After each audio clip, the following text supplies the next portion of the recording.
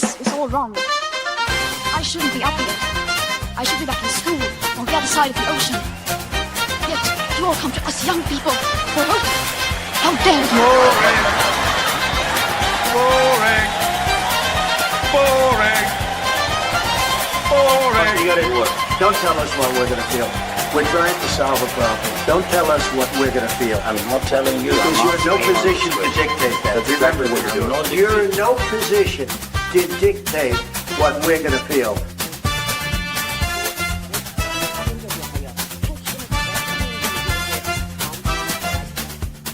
I call again for an immediate ceasefire in Gaza, the return of the sausages, the hostages.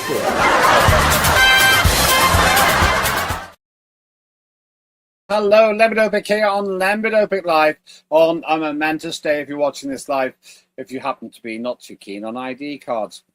This is unprecedented TV, the home of free speech, and I think I speak for pretty much all of our staff, a fierce opponent of the ID card scheme. Now, let me start with this because it's a pretty big deal. If you're watching this live, you may have already heard that the Labour Party is going to be dumping ID cards. How did I hear about it? Well, my guest today got in touch and said, Lembit, did you hear? And I hadn't heard. I checked. It's true. In yet another U-turn, Keir Starmer, the most beleaguered Prime Minister in living memory, possibly in the history of the United Kingdom, has dumped another of his flagship policies. Flagship because he made it so. He made a pompous speech or 2 or 10 or 100 saying how important ID cards were to stop people working in this country if they haven't got the proper papers. Ignoring the fact, of course, that they threw their proper papers into the English Channel before they even arrived. But that didn't seem to deter the accident-prone Prime Minister, Mr. Gap himself, Keir Starmer, from making this promise. Now, I didn't think it was going to work, but I thought they would go further down the path before they dumped it. Indeed, someone I know has just been trying to set up a business, and he's been told by his accountant he had to get an ID card, and he stalled. Now he doesn't have to get one, I suppose, or are they still going to languish in this penumbra, which means semi-shadow, trying to work out whether they're going to still sort of introduce ID cards or not.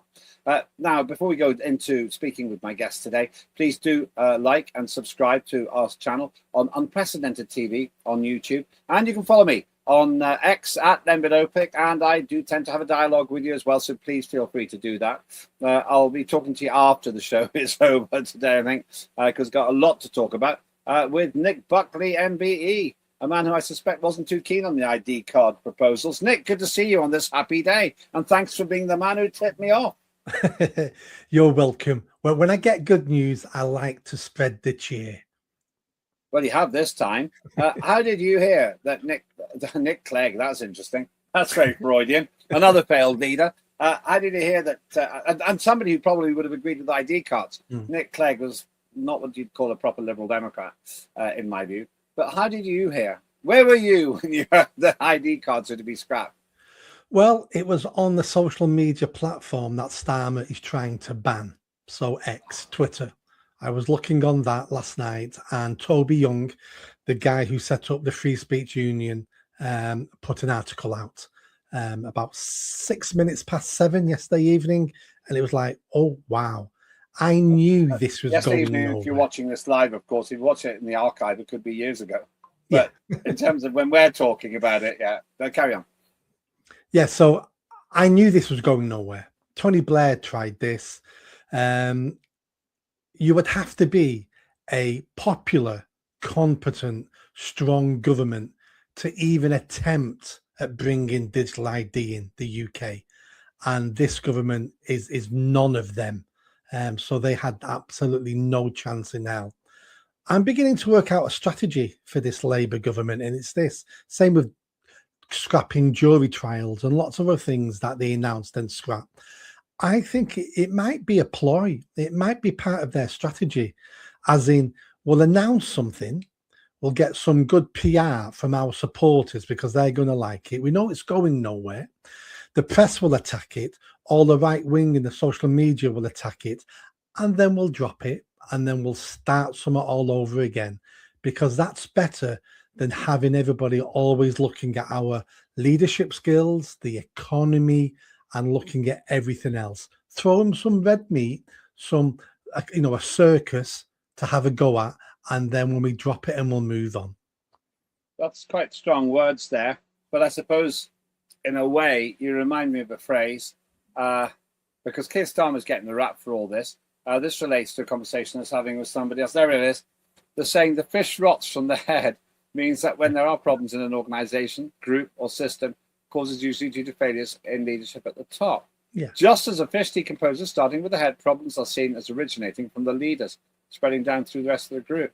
Now, I was wondering if this is true, and it turns out that Marilyn Hawes, who raised this with me, was correct.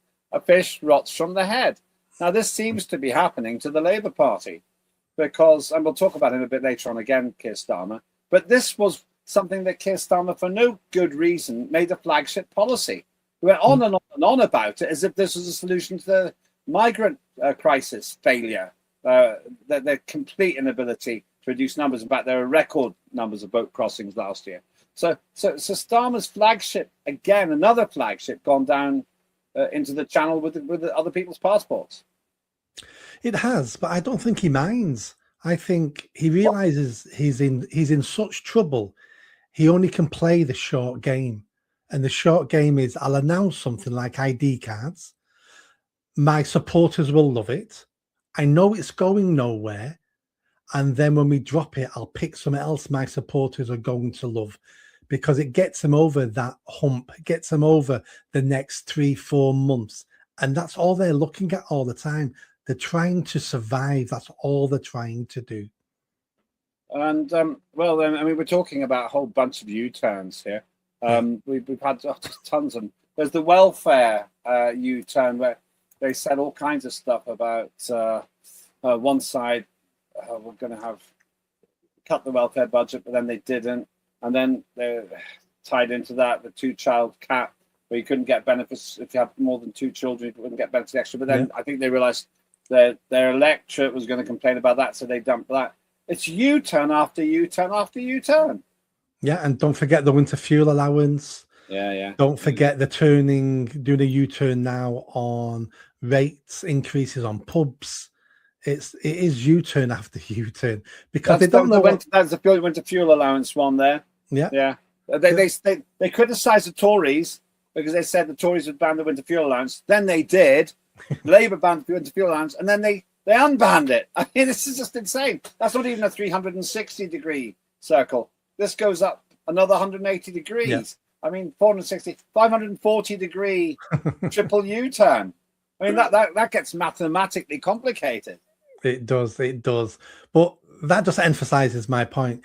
They don't know what they're doing long term. It's all short-termism. It's all about how do we survive the next few months, the next 6 months? How do we generate any sort of positive press for the voters who may vote for us? Forget the right wing of politics. Forget the fascists, the Nazis, the far right. Forget people like me. They're not going to vote for Labour. But we need to give our voters, our potential voters, some good news over the next couple of months. And this is pure politics. Yeah, and it just looks really bad. It just looks like he's completely out of control. We were trying to add up how many U-turns he's done. The latest I saw was no, we've done that one. Do the other one. Yeah. They've done it. Oh, they got it there. Yeah. It was 12, but that's out of date now, isn't it? It is. U-turns since coming into power. It's 13 now, isn't it? 13 now. Well, yeah. 13 I mean, you told me now. that as well. I didn't know that myself. It's just crazy, you know. It's just like that's dangerous driving, isn't it? Here's a question for you, Lembit, because obviously you're a former MP. You follow politics closer than me, and I've done for a long time. Has there ever been a government this incompetent? Oh no. What about? Sorry. I was going to say, what about the I remember the 1970s being a basket case. Were those governments as bad as this one? They weren't. Actually, one interesting point, in my opinion. You asked me my view, I'll give it to you. From 1976 to 1979, Labour had a complicated situation, and the Liberals backed up a Labour coalition. And there's a guy called Callaghan, Jim Callaghan, who was the Prime Minister at the time. And he was ridiculed and he crashed and burned in 1979, and Thatcher got in. But actually, he didn't do that bad a job. He went to the International Monetary Fund to borrow some money, but he actually did get the economy rather under control. But it's too late. And a brilliant campaign by the Tories about the winter of discontent, which misquoted Shakespeare in a way, but it worked. These posters, Labour isn't working, they booted them out. But I thought that was a better government than what we got now, because they did actually stabilise the economy. This lot have wrecked it.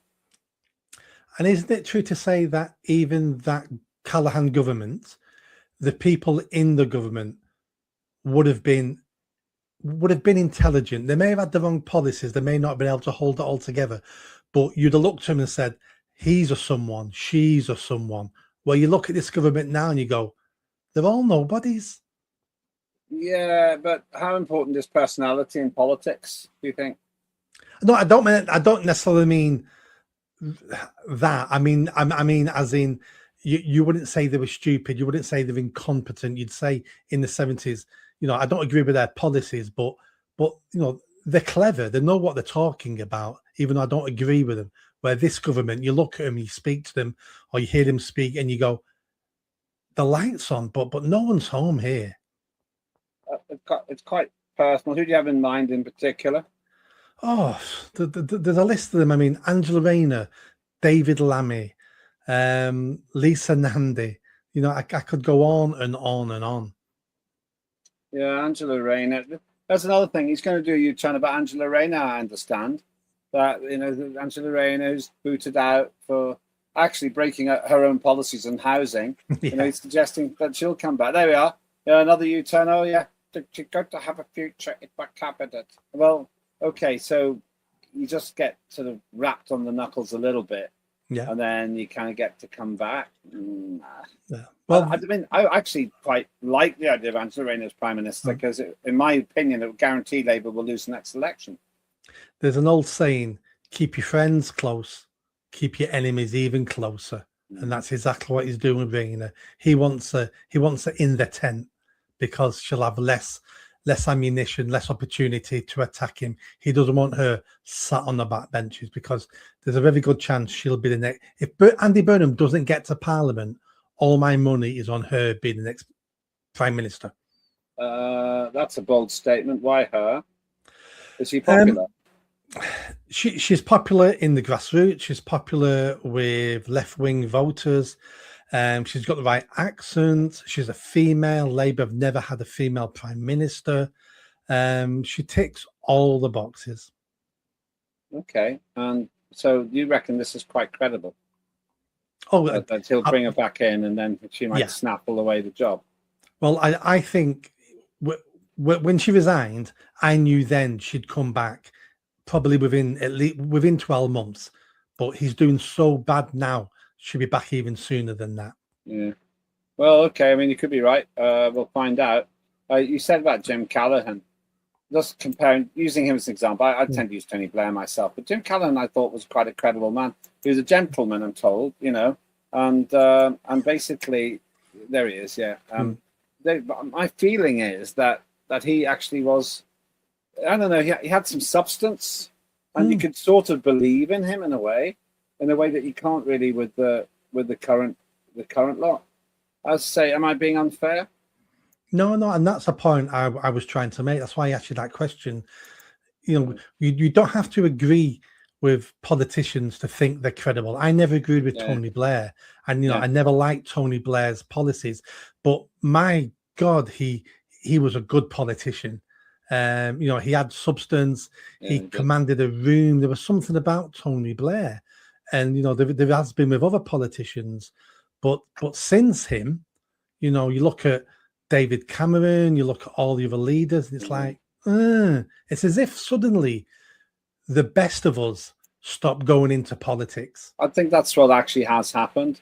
No. People often ask me, why do you think this has occurred? Well, I think it's occurred because essentially it's just not a very attractive job anymore. You can go into Parliament and you can go in there, but first of all, if you've been on hundreds of thousands a year, as many of the top flight business people have been, you don't want to take the pay cut. then every little thing you do is analysed. If you've got some in your closet, all the high achievers have. Perhaps not the Dalai Lama, I don't know, Mother Teresa, but most politicians have. Look at Churchill and look at John F. Kennedy and many of the others. Yeah. And everybody's flawed. Well, yeah, and this is the thing. I just wonder if essentially people now look at politics as a place they don't want to go. So we get the betas and the gammas instead. Yeah, What do you no, think? I think I agree, because I can't think another reason why our politicians seem to be getting worse and worse, and they're not the shining stars they used to be. So I think I think we just get the B team every time now, because if you're a prime minister, if you're made of prime minister material, you end up in banking.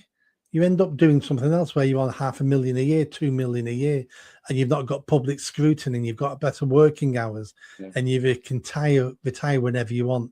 Where you go into Parliament and you're fighting every day, and social media's made everything worse. Personal attacks, intrusion into your family life, speaking to your cousins and your sister, and it's like, who wants that? Yeah, that's a problem. I think that's literally put people off. I met people who said, I'd like to go into politics, but I don't want to be scrutinized like that.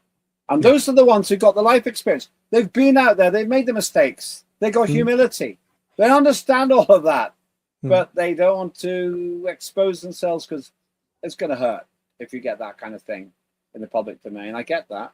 After the break, I want to talk about what Starmer's been saying. You will not be able to work in the UK without digital ID. And we're going to look at a speech he made it absolutely clear that this is his big idea. This is going to stop the tens of thousands of people that we know about from coming across the channel. Well, we're going to see what's going on with that. You're watching me, Lembit Öpik, here on Unprecedented TV with Nick Buckley MBE. And I'm going to ask after the break, is it over? Is it over for Keir Starmer? Can he carry on? But before that, I just want to remind you of Claire Dias, who does great shows. And she actually did a fantastic show with Nick Buckley at MBE, where the tables are turned. Nick Buckley really interviewed Claire. And I fully recommend it. She makes local issues into national campaigns. And she's broken at least 2 national stories. She didn't get the credit for them, but I give her the credit. Watch this.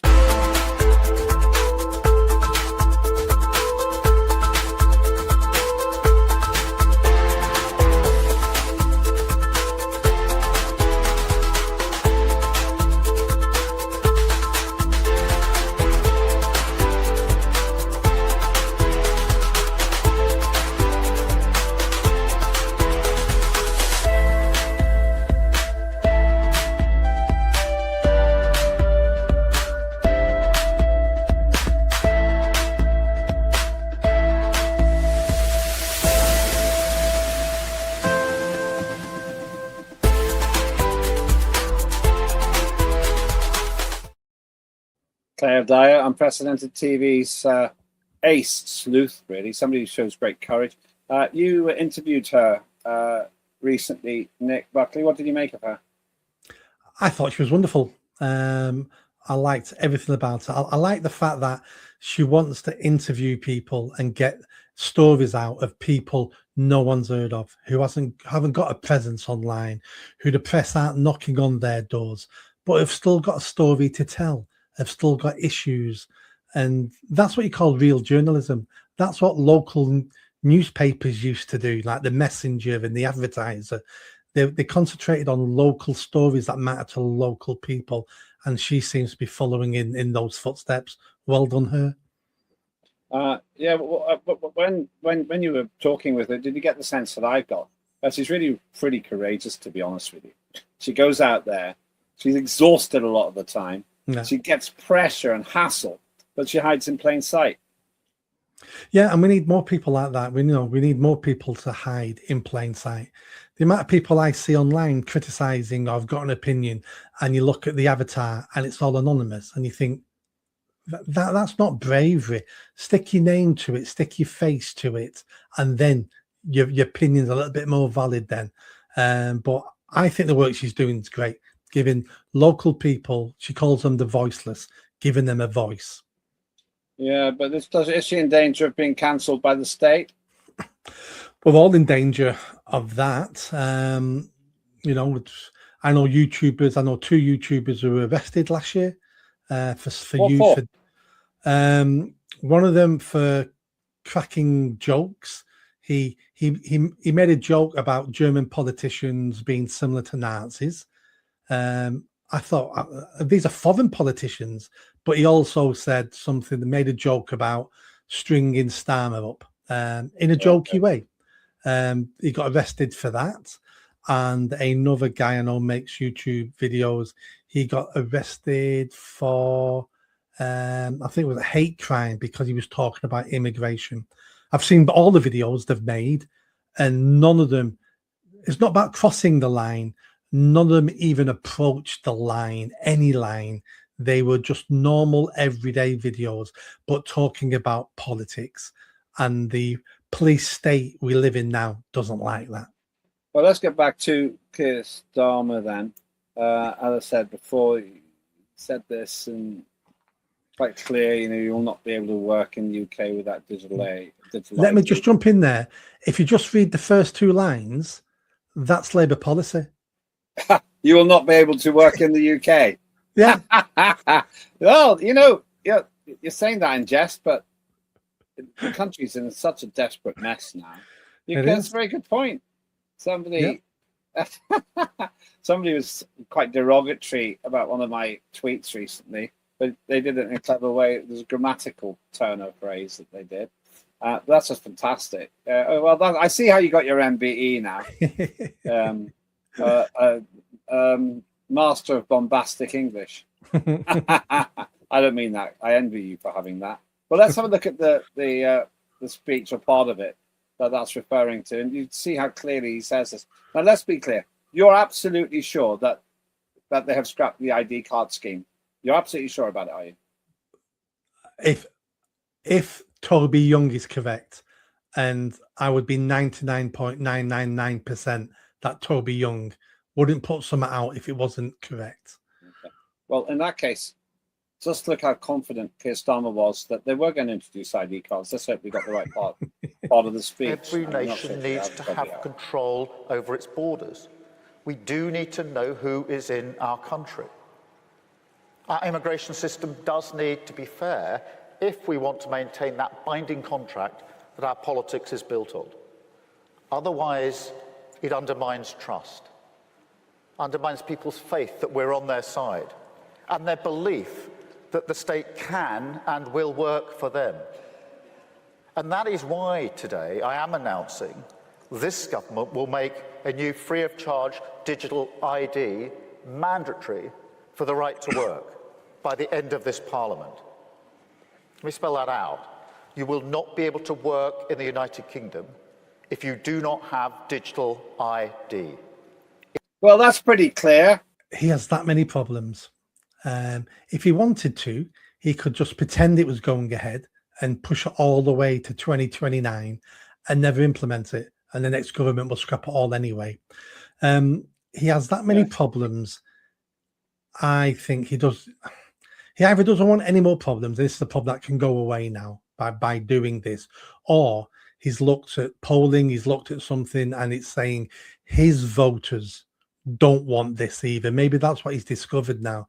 Maybe the half a dozen Labour voters that are left, maybe 2 of them don't even like it. So he's thinking, I can't afford to lose another third of my voter base. Who knows what this man thinks? I really don't know. All I'm doing is guessing on the spot here. The Metro paper, I think it's the Metro, says Keir Starmer's scrapped plans for mandatory digital ID cards for workers in the UK, which will now be optional when introduced in 2029. He's going to get one. This decision comes after significant backlash and concerns about public confidence in the ID programme. Surprise, surprise. Instead of requiring digital IDs for right-to-work checks, workers will be able to use other documents to verify their identity digitally. That's tricky, because if you've thrown all your documents in the sea, we don't know who you are. You know, this is the thing. They basically, you're quite right. At time of broadcasting, it seems absolutely clear that this is the case. And I think compulsory digital ID plan acts as Labour performs another U-turn, reports say. That's according to The Independent. It's all over the place. If you're watching this live, of course, you may have even more recent news than I do on these. Huffington Post, Keir Starmer ditches compulsory digital ID in 13th U-turn since becoming Prime Minister. You're right about that. Yahoo News, Keir Starmer scraps with a mandatory digital ID in 13th U-turn of his government. And BBC government drops plans for mandatory digital ID to work in UK. Absolutely clear. You're completely right. And How embarrassing. let me add something that'll depress you now. So he's going to scrap mandatory IDs, but he's still going to spend how many tens of billions building the system for a mandatory audience. And we know hardly anyone's going to sign up, but he'll still spend the billions doing it because he doesn't want to lose that much face. And it's a free card, so it's all coming out of taxpayers' money. Yes. Yeah. No one's going to get one if it costs money, and no one's going to get one if it doesn't, probably. What's the point? Why give so much evidence of your life to a political party in power that doesn't care about your freedom and your privacy, except for themselves? What did happen about those 3 Ukrainian-born handsome young men who were detained some point last year? But that's not true. But for them, it's all very different. And this is the problem I've got: the total double standards. And then that line, you will not be able to work at the UK without digital ID. Well, you will. It's just horrendous. The campaign was pretty fierce as well. I mean, people walking around with these. I went to a demonstration about it. I would say no to digital ID. I will not comply, and I wouldn't have complied. I would have just messed with the system, basically. Huge problems for Starmer, though. 13 U-turns. How does anyone overcome that? He's that dizzy now because all he seems to be doing is spinning on the spot. So I'm not sure he knows what he's doing. Digital ID, it was always a bad idea, but a decade ago, there would have been more of a chance implementing it a decade ago because many people still trusted the government. COVID killed all that. That's why there's so much resistance on digital ID now, because of what the Tory government did to us and wanted to do extra to us. And now we're going to give him all our data, all access to our lives, access to working, access to banks, access to the NHS. We're going to give that all to the government that only 5 years ago were trying to hammer us into compliance. I knew this was dead in the water the second he announced it. The country's changed. And I don't think he's got much credibility there. Reform are having a field day with it. They put this up. Now that's what I call U-turns. That's what I call music. Well, cassette tapes actually goes that far back, and CDs, and it really is just an open opportunity for him to be ridiculed. And then you've just got the utter rubbish, in my view, of his just embarrassing performance with other people who just I don't find credible. And I know I often come back to this, but like the coalition of the willing, the coalition of the witnesses, I would call it. And you got there they are. There's the three amigos.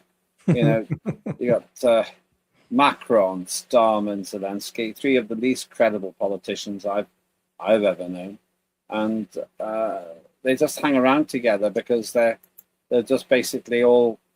I know what would I say? They're just not cutting it, in my view. People tend to gravitate to other people at their level, and that picture proves that's what you think that's going on there. Yeah. Oh, that's interesting. Actually, it actually reminds me of Blazing Saddles or something like that. I'm not sure. What other? I see to tweet that. What other comedy groups do you basically have? Who do they remind you of? I would say the Pointer Sisters. The Pointer Sisters had voices. They were good. They did. That's actually, you're going to get sued by the Pointer Sisters. Oh dear. Let's come back to the point that I asked at the beginning then. Does the fish rot from the head down? Apparently it does. we could have so much more fun.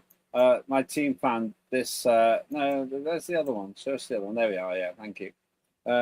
Brexit opinion, and he's got a fish.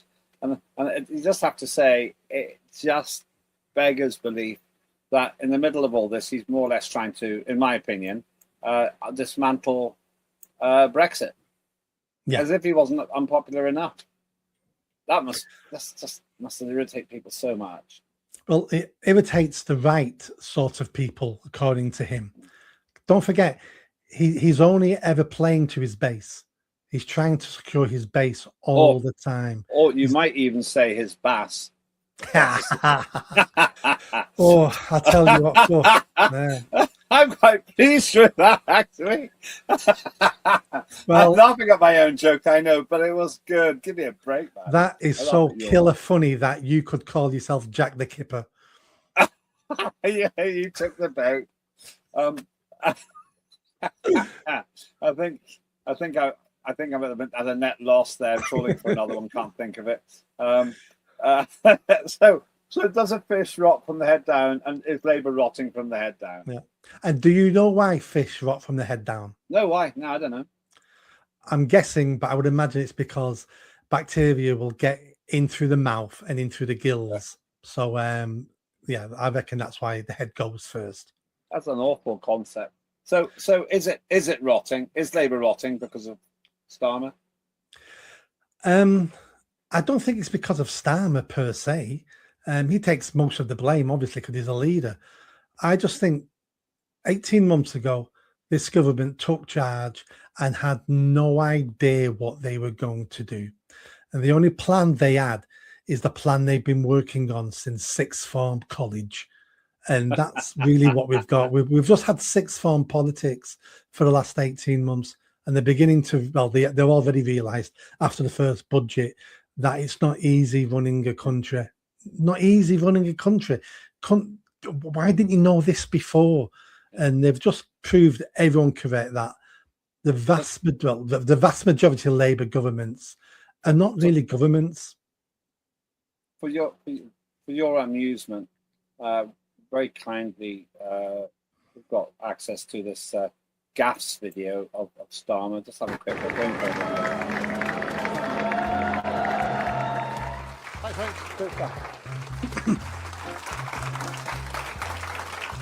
And then the woman stopped suddenly and said, "Someone's nicking your car."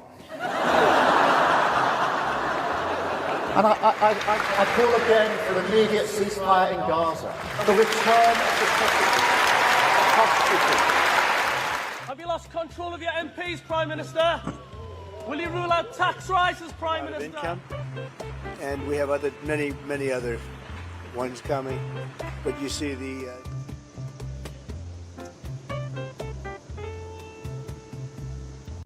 I mean, it's cringeworthy. Just look at him. Yeah, I think he'll go down in the history books as the Prime Minister who said we need to release the sausages. Yeah, return of the sausages. Yeah. Return of the sausage. He actually shook hands with the interpreter. I think that was the interpreter when he met. Starmer shook hands with the South Korean president's translator rather than the actual leader. It's a great little video that will run and run. And I've got one more for you, and this is kind of an interesting one. By a strange coincidence, do you know what the name of one of the companies that makes fish bait is? Do you know? Starmer? Yeah. Starmer Baits. Giving you the edge. Who knew? Starmer Baits should now be sponsoring Unprecedented TV. Get some free advertising there. Remarkable there. Who's that? Is that Angela Rayner having a quick sneaky cigarette behind the fish there? I don't know. Thanks very much indeed. On the more positive side, it's always a pleasure to be with you. Where can people see your podcast, which I'm going to lure into? I'm going to bait you. I'm going to catch you, trawl for your work and put it onto Unprecedented. But until we do that, where can people find your output? They can find me mainly on YouTube, Twitter, Facebook, all at the same handle, which is at Nick Buckley MBE. All one word. That's fantastic. Thanks so much. Always a pleasure to speak with you. That is Nick Buckley MBE. Hope you enjoyed that. Keir, if you do want the right to reply, just get in touch with me. I will give you a whole hour, and you can be on Thought Leaders, which is where you get the space to say what you like, and you get approval at the end. If you don't like what you said or how we reported it, we'll change it. So, Keir Starmer, you have the right to reply, as does Angela Rayner or anybody else in the show, including the fish. Thank you very much indeed. My view is Keir Starmer is pretty much finished in terms of a serious politician, but he'll carry on as leader of the Labour Party. I'm going to make a prediction, 2026, May. I think he'll really struggle to get past that. If they crash and burn in the local elections as well, they might. In the meantime, hopefully we will be going from strength to strength here at Unprecedented TV. Please do like and subscribe. Go to YouTube and just take you 5-10 seconds, and it costs you nothing. And please do follow me on Lembit Öpik, at Lembit Öpik, that is. I'm the one with the blue tick, around 27,500 followers. That's me.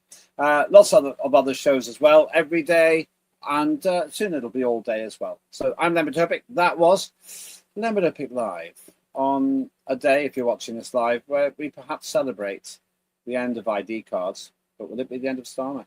We shall see. Have a good day.